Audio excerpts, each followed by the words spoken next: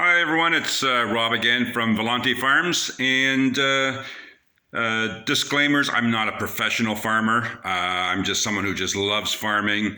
I've watched tons of videos over the years and teaching myself a lot of things. A lot of things I'm going to be trying this year. I will give credit to the main people, I guess, that I've been watching in the no-till series. One obviously in the United States and one in UK. Their names aren't in my head right now, but anyway, YouTubers that know the people, I'm sure you know who I'm talking about. I will look their names up and I'll mention it in further posts. But anyway, today I thought I'd show you about soil blocking. Soil blocking is a technique that not a lot of people use it. But it is, I think, starting to go a little bit more and more from what I see in commercial growing. We are a small, brand new farm and trying a lot of different things. And you guys can come along for the ride and see how it works or what didn't work. And today we're going to talk about soil blocking tips. So soil blocking essentially is, rather than using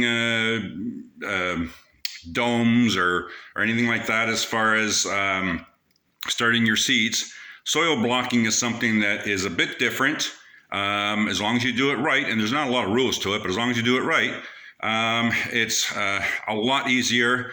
The roots of the plants grow a lot better because they get a better air circulation, they get stronger, and you save a ton of space. So you'll see in the process here what we're doing, and you'll see what I'm talking about. The main tips that I can have for you right off the bat are: use really good soil starting mix.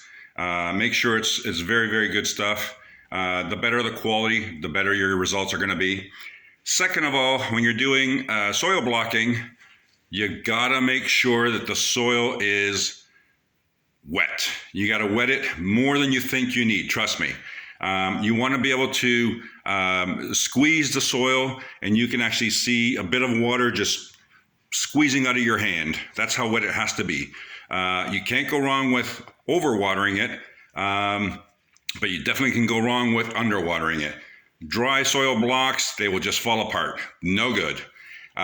So anyway, today what I'm going to show you is how we do things. So we have a soil blocker that is what they call a 2x2.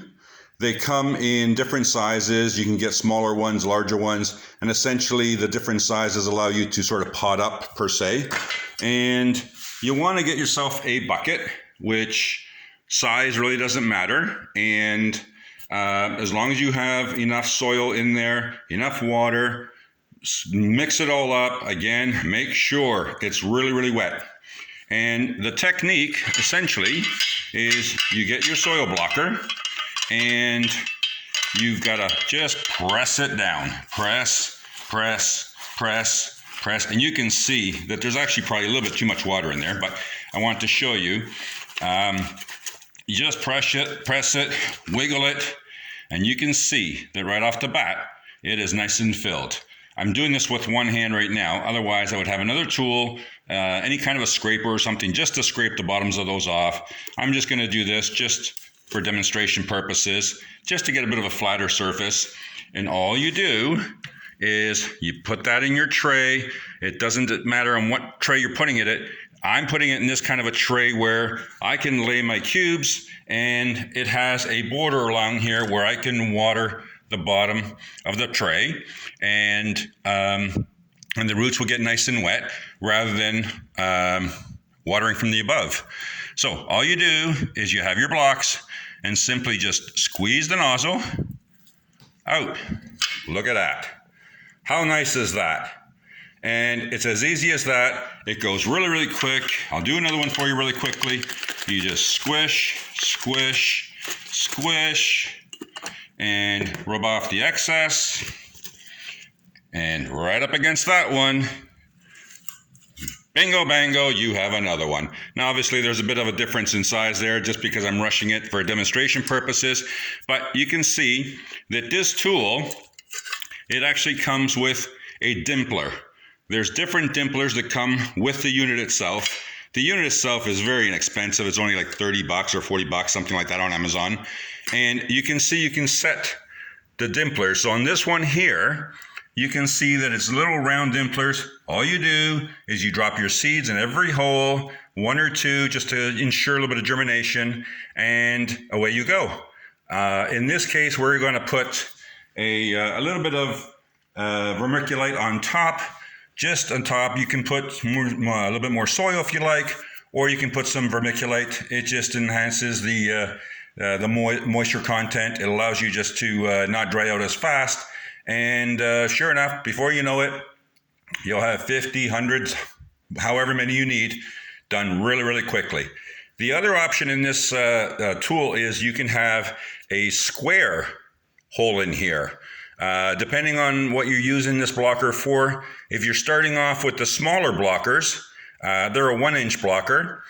There is a 1-inch square that goes in here rather than these round, and when you put the small blocks, when they're ready to pot up, you just drop them right into that square. And then there's another larger one that you can actually pot up these ones into the 4-inch square. These are kind of a middle range, mostly used, I think, by most people. It's easy, very easy to transport, and where you're saving a lot of time and plastic for the environment is that once these are full grown, these blocks will just pick up and go straight into the ground. You don't have to pot them up. You don't have to use solo cups. You don't have to do any plastic. It's great for the environment and a lot easier to use. So there you go. There's today's edition of tips and tricks, I guess, of soil blocking. Stay tuned and you'll see the next step of the seed production. Have a great day.